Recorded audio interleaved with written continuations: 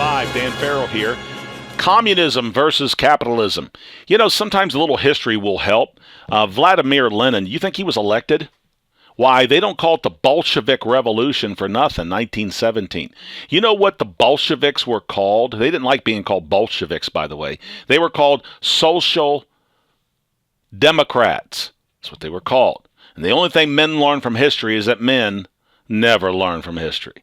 And then, of course, the Bolshevik Revolution was a bloodbath. The only thing that would rival that is the French Revolution. The French Revolution is not to be compared to the American Revolution. The American Revolution was a defensive move. We basically threw out an olive branch. We didn't like taxation without representation. And England became brutal, and they did not want to observe our freedoms and liberties. And forced to fight, we did. I don't think America could fight a war like that anymore because we lack the resolve and the character. In fact, many of the men back in those days said the greatest thing that helped them prepare America for the American Revolution was the Great Awakening.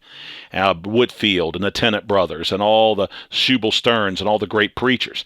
Now, I said that to say this, that communism is a farce. It really is. You take Karl Marx. Karl Marx, of course, was a lazy bum. He allowed his wife and kids to basically starve. If it wasn't for his friend Engels, his wife and kids would have been kicked out on the street and would have starved. Lenin said 3 weeks before November 7th, "We fight for a more democratic workers' and peasants' republic in which the police and the standing army will be completely abolished. All official persons will not only elected, but subject to recall at any time upon demand of a majority of the electors." What a joke. Do you realize that basically by 1921 to 1922, 5 million Russians died of starvation? As early as 1919, Lenin made plans to make the world communism. And then, of course, not to be outdone, Lenin died. Here comes Joseph Stalin and plotted and seized dictatorship. And with a greater grip and more collectivization, Stalin basically killed over 60 million people. Makes Hitler look like a Sunday school teacher. But on your PBS channels, you don't see much about communism.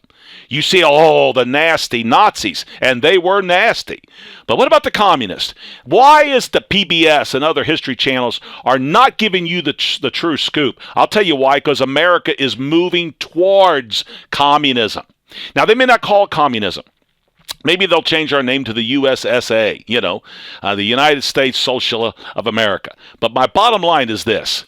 I think the Americans are so ignorant and so dumb because they've been deprived of good history and good information.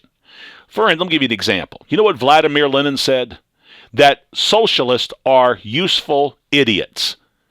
That when communism finally does take over America, and they predicted it would, okay, Khrushchev said that, we will crush America from within.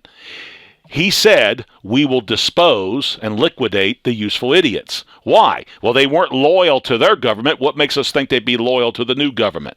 And so those of you that are socialists, you're liberal, and you're liberal in your morals, you're liberal in your politics, you're liberal in your ideology. Don't you understand? And I'm not saying this as a slur, but you're a useful idiot.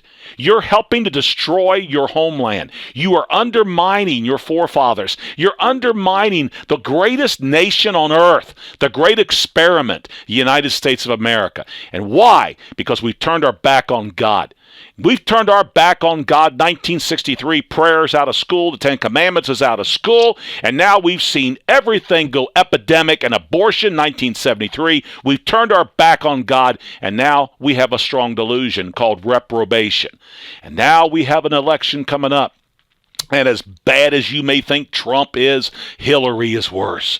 And so, my friend, you better weep for your country. You better pray for your country, because if socialism continues, it is the road to communism.